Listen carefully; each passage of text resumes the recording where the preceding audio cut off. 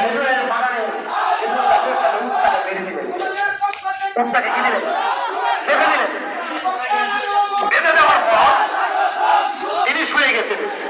শুয়ে ক্লান্ত শরীর শুইতে দেরি, ঘুমাইতে দেরি, ঘুমিয়ে গেছে। ঘুমিয়ে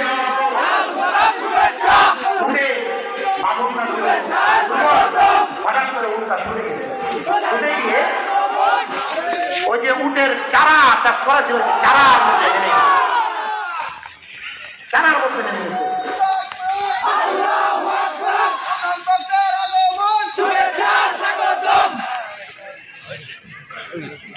চারার মধ্যে যখন নেমে গেছে, তো উটের বাগানের যে মালিক, এই মালিক কিন্তু বৃদ্ধ মানুষ, দুর্বল মানুষ, ওই বাগানের ভিতর থেকে কিন্তু উটটাকে আনার শক্তি কিন্তু বৃদ্ধের সাহস করতে পারলো না সে। তাই সে দূর থেকেই ঢিল নিক্ষেপ করতে থাকলো, পাথর নিক্ষেপ করতে থাকলো। হঠাৎ করে পাথরটা এমন একটা নাজুক জায়গায় উঠে লাগছে, এমন একটা নাজুক জায়গায় লাগছে, তো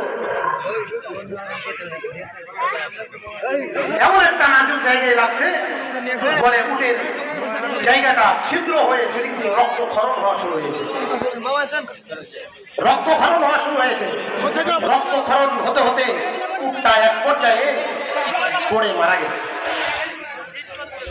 কিন্তু যুবক শুয়ে আছে,